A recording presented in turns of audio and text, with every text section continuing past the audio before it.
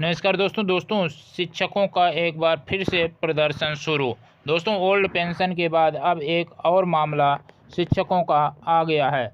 तो दोस्तों इन शिक्षकों का अभी तक ओल्ड पेंशन का मामला चल ही रहा था कि बीच में ये ऑनलाइन हाजिरी का भी मामला शिक्षकों का आ चुका है। ये सूचना दो वो सूचना दो वो छुट्टी हमसे ले ली जाए।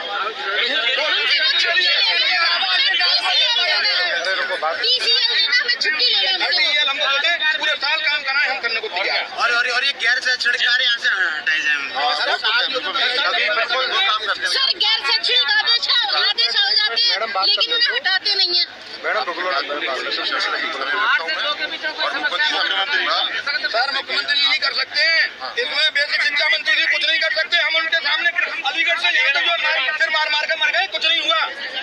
हमारी मदद जी जानते हैं क्या हमारी मदद होगी तो फिर सही विषय है कि बात यहाँ रख रहा है, आपको ले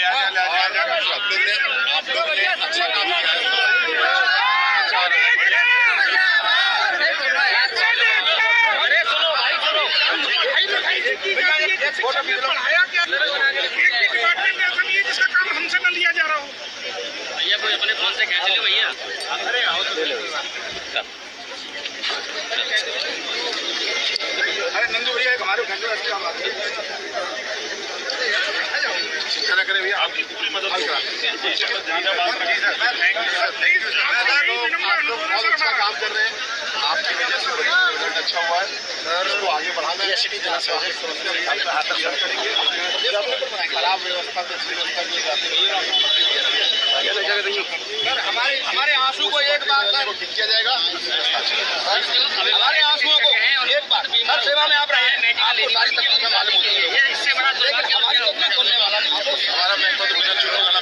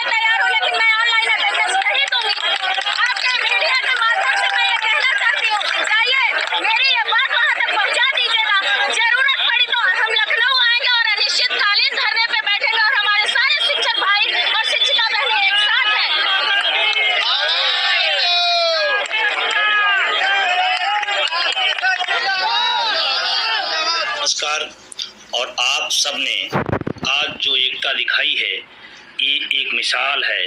मैं उत्तर प्रदेश के समस्त शिक्षकों को उस बात के लिए बधाई देता हूं। अभूतपूर्व आपने अपना समर्थन दिखाया है और अटेवा लगातार शिक्षकों के हित में खड़ी है। अटेवा लगातार आपके मुद्दे के लिए लड़ाई लड़ रहा है।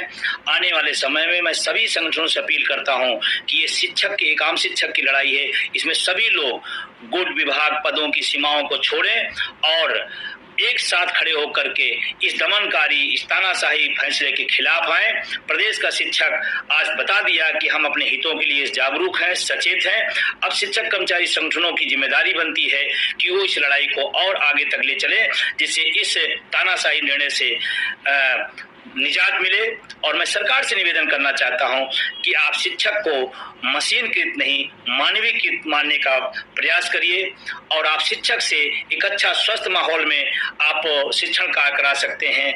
इस तरह के तुगलकी फरमान से, तानाशाही फरमान से नहीं होगा।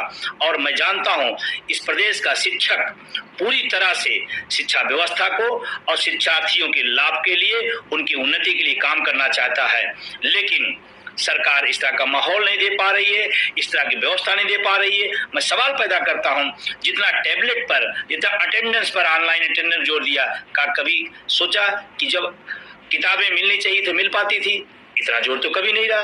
क्या आपने कभी सोचा कि स्कूलों में शौचालय नहीं है, स्कूलों तक सड़कें नहीं है, स्कूलों पर बिजली नहीं है? क्या इतनी जोर, इतनी तेजी दिखाई गई? शायद नहीं दिखाई गई, क्योंकि इसका लक्ष्य कुछ और है और ये विभिन्न रूपों में अलग अलग जरूर आएगा। लेकिन ये निजीकरण का, जिसका आटेवा लगातार विरोध कर रहा है, ये निजीकरण के अलग अलग रूप हैं। और मैं समझ साथियों से कहता हूं, निजीकरण के खिलाफ खड़े हुए, अन्यथा आने वाले समय में जिस तरह के निजीकरण के भूत सवार है सरकार को, निश्चित रूप से हमारे जो निम्न और मध्य वर्ग के लोग हैं, जिनका नौकरियां सपना होता था, उस सपने को भी कुचलने का काम करेंगे। तो मैं ज्यादा नहीं इस बात को कहते हुए कि आप सब अपनी अभूतपूर्व एकता बनाए रखिए, ये तानाशाही निर्णय वापस आएगा। और सरकार को आज सचेत भी होना चाहिए कि जिस तरह की वीडियो और फोटोज निकले हैं, वो चिंतन करें, मंथन करें।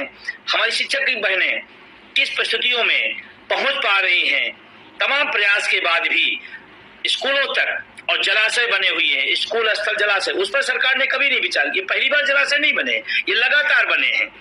लगातार हर वर्ष इस तरह घटनाएं आती रहती हैं।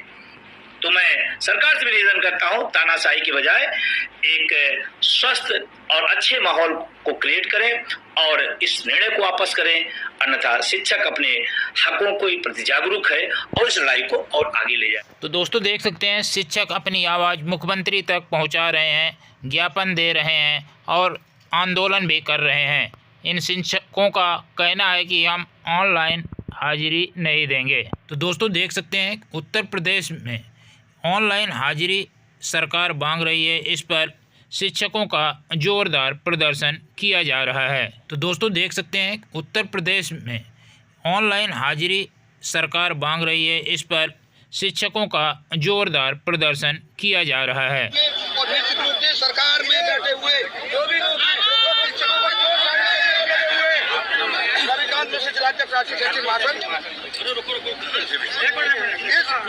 इसके माध्यम से मंत्री जी हमारे जो है बहुत सारा काम किया है और मैं समझ रहा हूँ कि सर आपके आने से हमारे जो भी आपके सर इस समय शिक्षक जो है बिल्कुल जान गंवाने पर तुला हुआ है।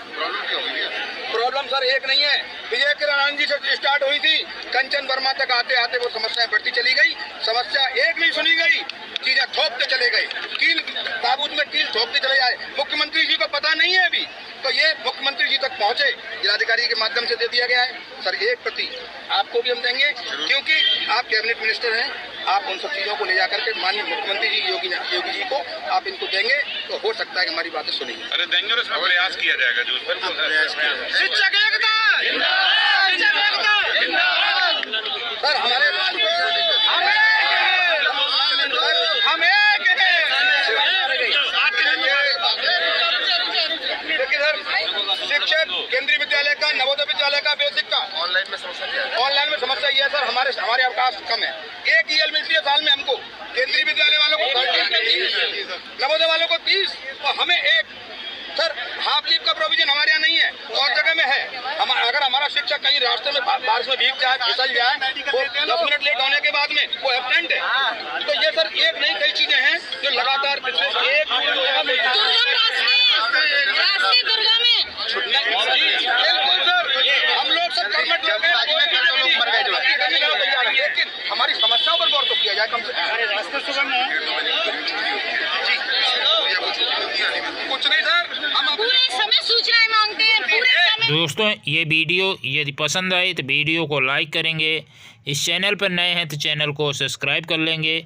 मिलते हैं नेक्स्ट वीडियो में, के लिए धन्यवाद। जय हिंद, जय भारत।